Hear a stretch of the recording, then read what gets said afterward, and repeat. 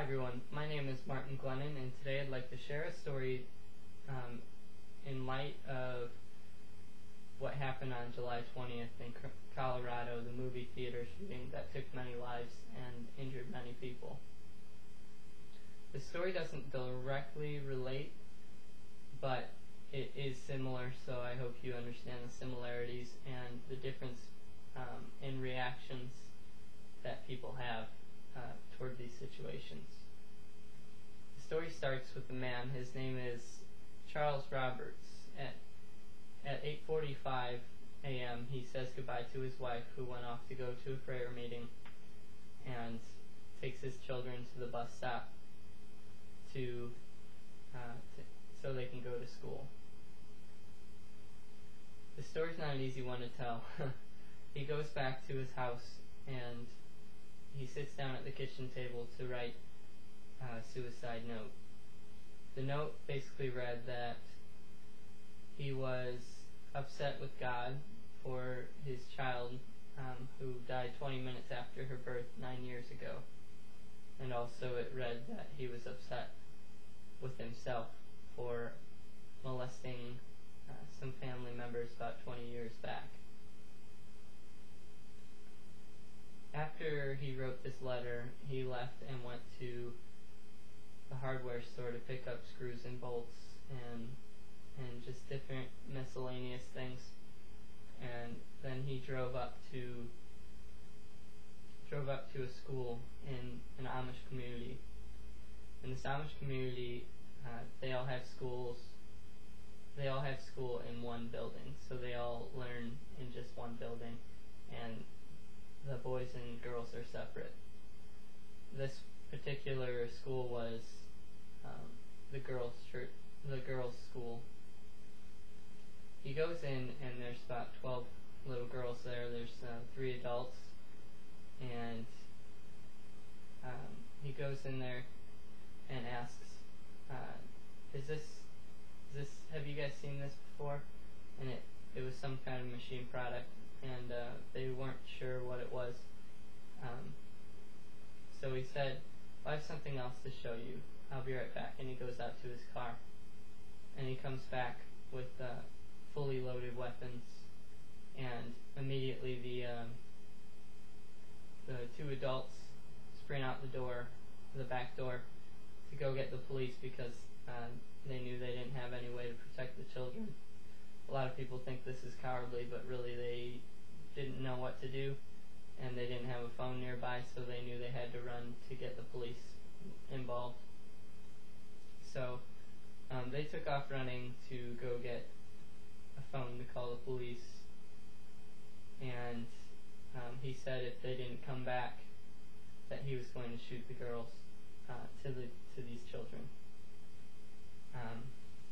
So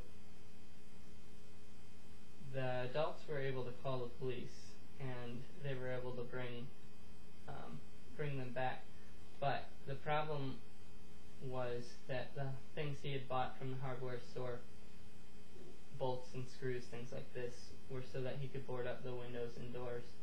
And when the police tried to get inside, everything was blocked off, so they weren't able to get inside. But they could hear him talking to the children. We don't know everything that happened. We just know a little bit because of one of the children that survived the attack afterwards. She said that he had toilet paper in one hand, KY jelly in the other, and he also had gun belt on and ammunition. So he walked up to the children, and he suggested he was going to molest one. And one of the older children, who was 13, she pleaded that he would not do that to them, that he would first go for her, because she wanted to protect the other children. She wasn't the older child at this scene. So we don't know totally what happened, but I do know that he shot her first, and she was hoping that he would not go after after the other children by getting his aggression out on her. And then he shot that girl's sister, who also said, "Take me next so that nobody else, so you don't hurt anybody else." And he shot her in the shoulder, the leg, and the arm. And one by one, he was just going down the line and shooting these children. It was a terrible tragedy, and probably, no doubt, the worst thing that happened in an Amish community. When they were able to bust the doors open, they found all the little girls laying down on the ground. Not all of them were deceased yet, but he had shot himself. And they found KY jelly and the toilet paper next to his body. I believe all these girls did die in the end after some time, after a couple days. But the real impact on this story was not so much what happened, the tragedy. The real impact is that the parents and grandparents of these children came to the scene of the crime, and they walked in, and one of the grandparents said, "I don't know this man. I don't know what he was going through. But in my heart, I've already forgiven him." And a big group of the community, of the Amish people, including some of the parents, went to Charles Roberts' family's house after this happened, and went to mourn the loss of her husband with them, and to tell them that they forgive her and her husband and their family. And they said, "Please don't move. It's not your fault." And they said, "Please don't move. It's not your fault these things happen."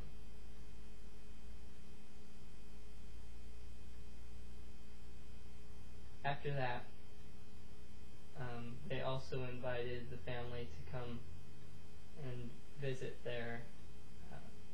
for the funeral, and also a big group, maybe 50 or so Amish people, went to Charles' funeral as well. Even though he did these things to their family, they went to the community.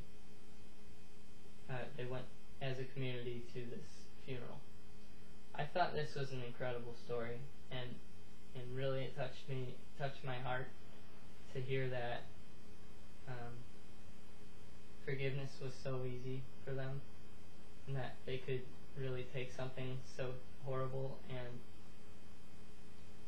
be willing to let it go.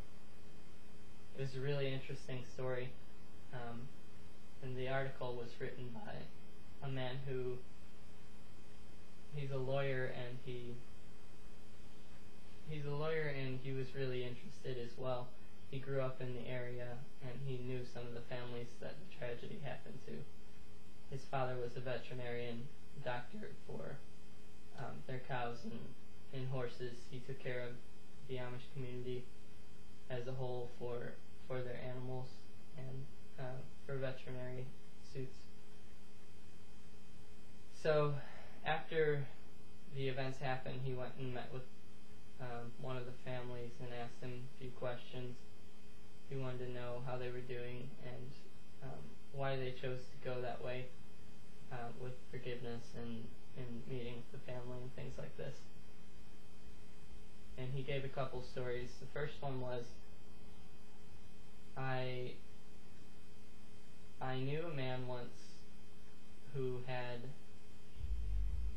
in the Amish community, had crashed into someone's tractor with one of his equipment. I'm not sure what it was, but the damage was great, and he offered right away $80,000 on the spot. And he said, "I'm sorry," and he wasn't sure whose blame it was, but to avoid the conflict of community and to um,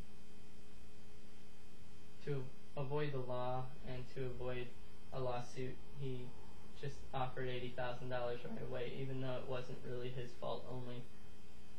He still offered the money, and the man was so blown away, and he took it because he was a farmer and he couldn't afford to repair his own equipment. This Amish man took the loss because he could afford it. But he was trying to explain this story so that we could understand how willing they are to take a loss for other people and to forgive and to help others.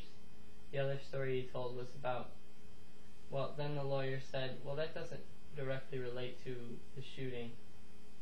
What if something happens to you and you, like, why would you guys react in a way such as you did?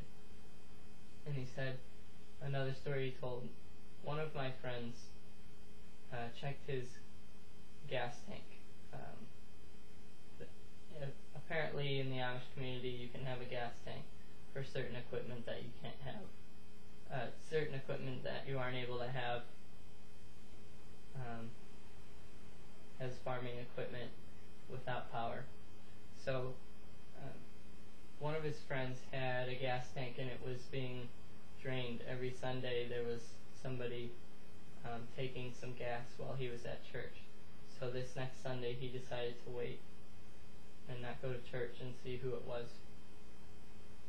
And sure enough, a man in a big truck came by and he started draining the gas tank into his, and so he came out. He just walked up to the man and he said, "Don't be alarmed. I'm not going to hurt you. I'm not angry." He said, and he invited him to come to dinner with his family on that next Wednesday.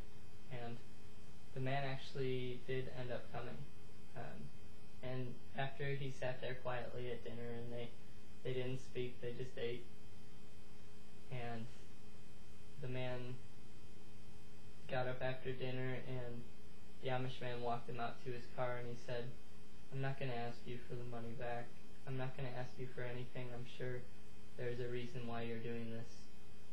And he said, I'm okay financially and I can take that hit. And he said, "I'm not upset with you."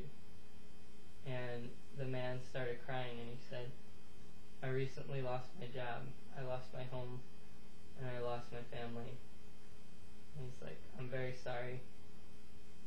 It was selfish of me, but I didn't know what else to do." And so the man took off, and sure enough, this problem never happened again. But the Amish man told this story to relate to it a little bit by saying, we're willing to take the hit to forgive someone because the impact is more powerful. And if you can correct something in that way, why do it in a damaging way? Why fight? Why argue? So I thought this was really interesting, and I found a couple articles after this one that I read that mentioned that if America as a whole had reacted the way that the Amish community did after 9/11, people wouldn't look at us as more of a nuisance and world police, so to speak.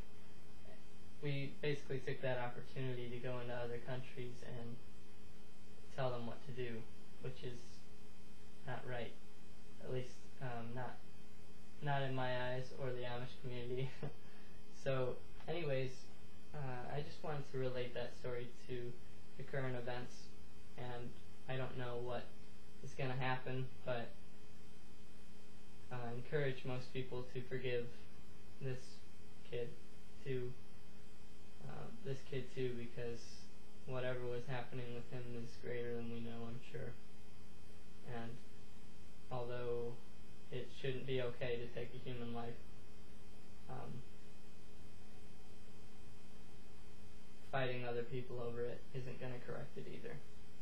So anyways, that was the story I wanted to relate to current events. I hope you enjoyed the video, and I'll talk to you next time. Thanks.